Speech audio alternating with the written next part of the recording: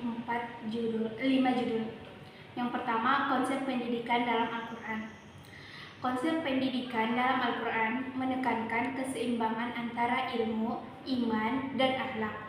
Pendidikan tidak hanya bertujuan mencerdaskan akal, tetapi juga membentuk karakter dan kepribadian manusia yang beriman kepada hikmah dan menyesuaikan dengan kondisi manusia. Dengan demikian, pendidikan dalam Al-Quran bersifat menyeluruh atau holistik, mencakup aspek spiritual, intelektual, dan sosial. Kedua, yaitu konsep intertekstualitas dalam Al-Quran. Konsep intertekstualitas dalam Al-Quran menunjukkan bahwa ayat-ayat saling berkaitan dan saling menjelaskan satu sama lain. Tidak ada ayat yang berdiri sendiri, tapi hubungan dengan ayat lainnya. Oleh karena itu, untuk memahami makna Al-Quran secara benar, diperlukan pemahaman yang menyeluruh terhadap keseluruhan isi Al-Quran. Konsep ini membantu menghindari kesalahpahaman dan menafsirkan ayat dan menunjukkan kesempurnaan susunan Al-Quran. Berbagai aspek seperti keindahan bahasa, kesempurnaan susunan kalimat, kandungan hukum, serta kesesuaian dengan ilmu. Kesesuaian dengan ilmu pengetahuan.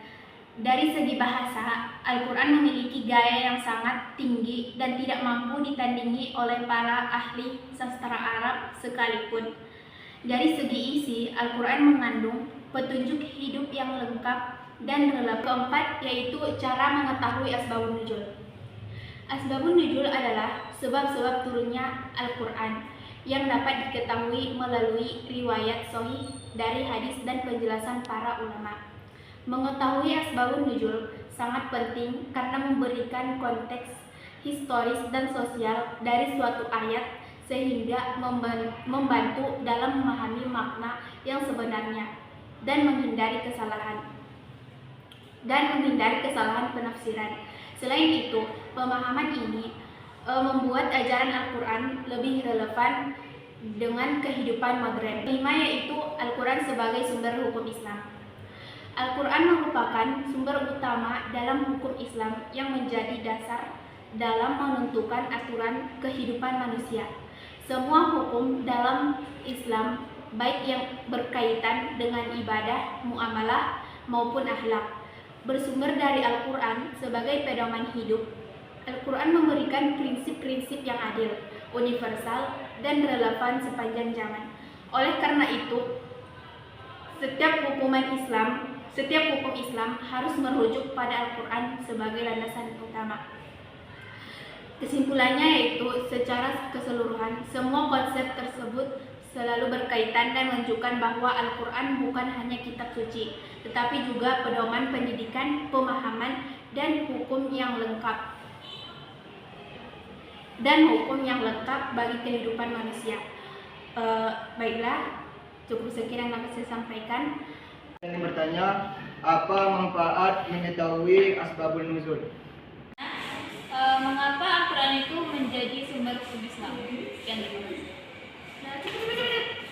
Baiklah, saya ingin bertanya, apa fungsi perumpamaan dalam Al-Quran?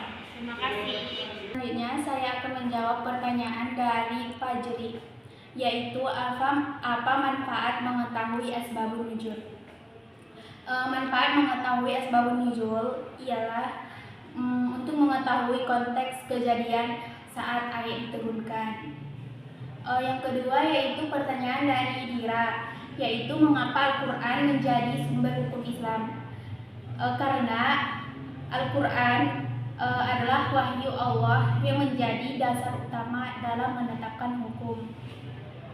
Yang ketiga, yaitu pertanyaan dari Nurul, yaitu apa fungsi perumpamaan dalam Al-Quran.